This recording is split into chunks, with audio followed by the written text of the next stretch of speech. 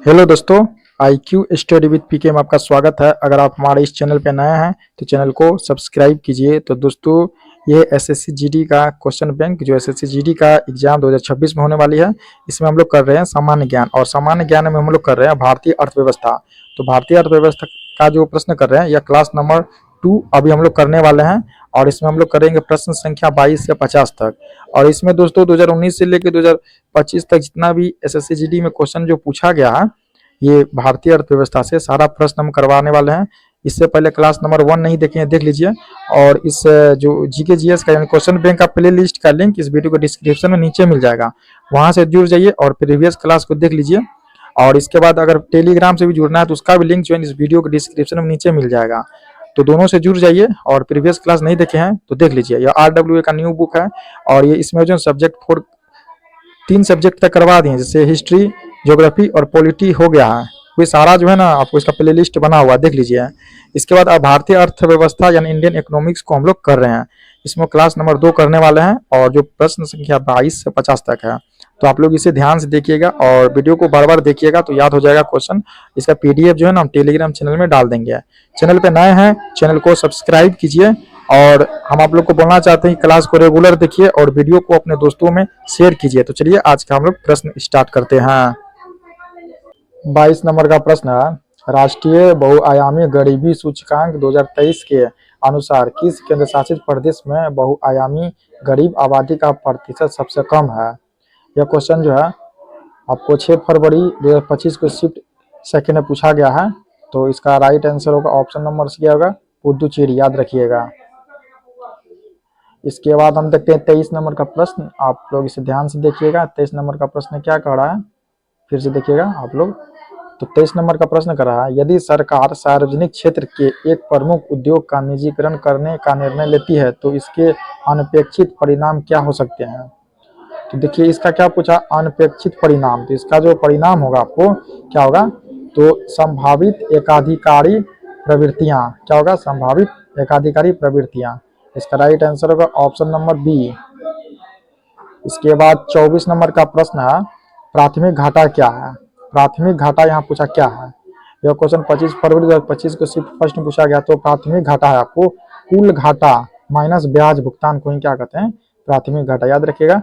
कुल घाटा ब्याज भुगतान को प्राथमिक घाटा कहते हैं। इसका राइट आंसर होगा ऑप्शन नंबर डी।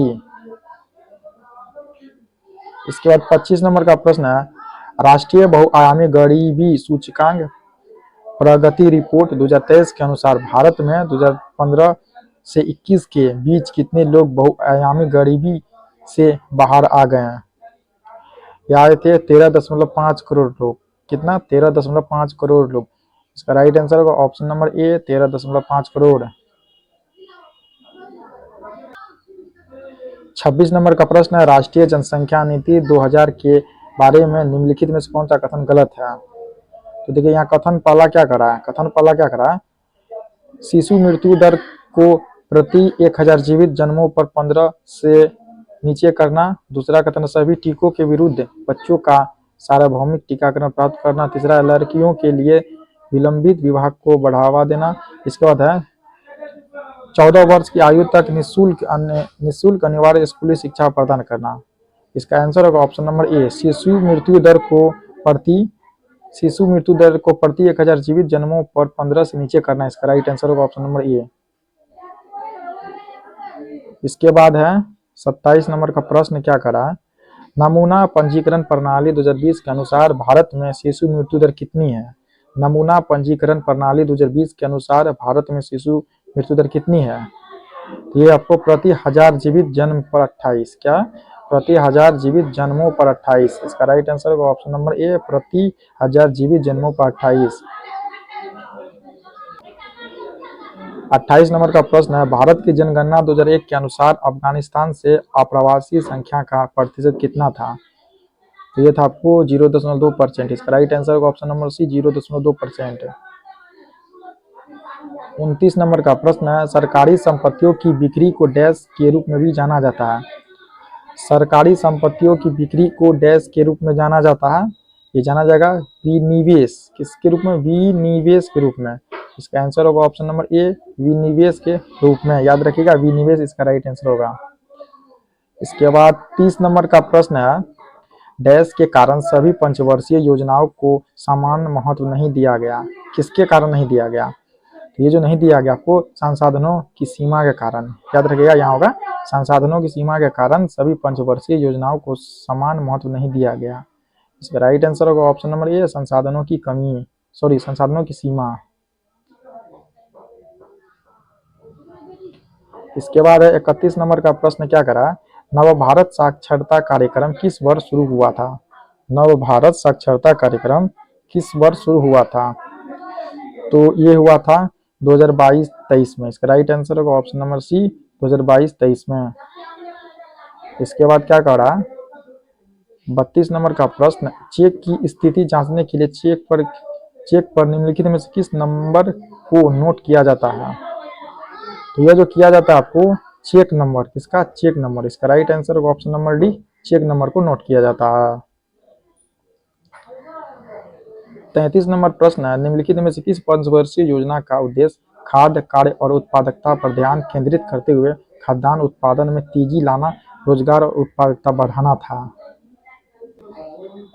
तो देखिए ये था आपको 7वीं योजना। इसका राइट आंसर होगा ऑप्शन नंबर सी, 7वीं योजना।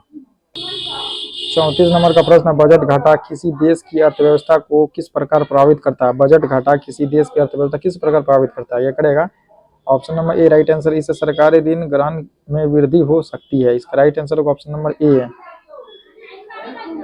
इसके बाद है 35 नंबर का प्रश्न है, रोजगार कार्यालय सांख्यिकी 2023 के अनुसार वर्ष 2022 में भारत में लाइव रजिस्टर की नौकरी खोजने वाले में महिलाओं की प्रतिशत कितना था?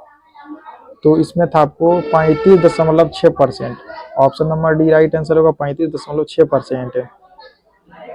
36 नंबर प्रश्न, भारत सरकार द्वारा जैव प्रौद्योगिकी विभाग की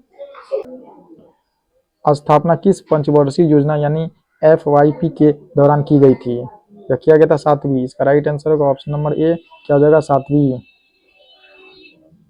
37 नंबर का प्रश्न है, निम्नलिखित में से किस क्षेत्र में सभी व्यावसायिक संस्थाएं, निगम और भागीदारी शामिल है? ये शामिल है आपको फर्म क्षेत्रक में। इसका राइट आंसर होगा ऑप्शन नंबर ए, फर्म क्षेत्रक। 38 नंबर का प्रश्न है, विकास के उच्च स्तर पर कौन सा क्षेत्र सकल घरेलू उत्पाद में अधिक योगदान देता है? विकास के उच्च स्तर पर कौन सा क्षेत्र सकल घरेलू उत्पाद में अधिक योगदान देता है? ये देगा आपको सेवा क्षेत्र। इसका राइट आंसर होगा ऑप्शन नंबर सी, क्या हो जाएगा सेवा क्षेत्र। 39 नंबर का प्रश्न है, नमूना पंजीकरण प्रणाली, इसे हम लोग कहते हैं SRS, simple registration system SRS 2020 के अनुसार निम्नलिखित में से किस भारतीय राज्य की जनसंख्या में प्राकृतिक वृद्धि दर सबसे अधिक थी? यह थी Bihar. Option number D right answer होगा बिहार। याद रखिएगा क्या हो जाएगा बिहार। अब 40 नंबर का प्रश्न क्या करा है, निम्नलिखित में से किस पंचवर्षीय योजना का उद्देश्य भारत को आत्मनिर्भर बनाना तथा बाह्य आक्रमण व आर्थिक बाधाओं के कारण रक्षा और विकास पर ध्यान केंद्रित करना था? यह था आपको तीसरी योजना। कौन सा? तीसरी योजना। ऑप्शन नंबर सी, तीसरी योजना। 41 नंबर का प्रश्न है, राष्ट्रीय बहुआयामी गरीबी सूचकांक एक प्रगति समीक्षा 2023 के अनुसार भारत में बहुआयामी गरीबी की गणना करते समय कितने संकेतक शामिल किए गए थे? कितने? तो 12। इसका राइट आंसर होगा ऑप्शन नंबर सी, कितना हो जाएगा 12। 42 नंबर का प्रश्न है, द्वितीय पंचवर्षीय योजना की लक्षित वृद्धि दर कितनी थी? द्वितीय पंचवर्षीय योजना की लक्षित वृद्धि दर कितनी थी? तो इसकी लक्षित वृद्धि दर थी आपको 4.5। Option number D right answer होगा 4.5। राइट आंसर होगा 4.5। 43 नंबर प्रश्न, निम्नलिखित में से कौन सा भारतीय अर्थव्यवस्था के तृतीय क्षेत्र से संबंधित है? ये होगा लोक प्रशासन। क्या होगा? ऑप्शन नंबर बी, लोक प्रशासन। 44 नंबर का प्रश्न है, वाणिज्य शब्द मुख्यतः किससे संदर्भित करता है? वाणिज्य शब्द मुख्यतः किसे संदर्भित करता है? ये करेगा वस्तुओं के वितरण को। Option number C right answer होगा वस्तुओं के वितरण को। 45 नंबर का प्रश्न है, कौन सी पंचवर्षीय योजना भोजन कार्य और उत्पादकता पर केंद्रित थी? कौन सी पंचवर्षीय योजना भोजन कार्य और उत्पादकता पर केंद्रित थी? यह थी आपको 7वीं। Option number D right answer होगा 7वीं पंचवर्षीय योजना। 46 नंबर प्रश्न है, राष्ट्रीय बहुआयामी गरीबी सूचकांक 2023 के अनुसार निम्नलिखित में से किस राज्य में सबसे तेजी से गरीबी में कमी आई है? यह आई है उत्तर प्रदेश में। Option number D right answer होगा उत्तर प्रदेश। इसके बाद है 47 नंबर का प्रश्न, सार्वजनिक क्षेत्र के उद्यमों में निवेश का एक प्राथमिक उद्देश्य क्या है? सार्वजनिक क्षेत्र के उद्यमों में निवेश का एक प्राथमिक उद्देश्य क्या है? इसका उद्देश्य है सरकार के लिए राजस्व उत्पन्न करना। Option number B right answer होगा सरकार के लिए राजस्व उत्पन्न करना।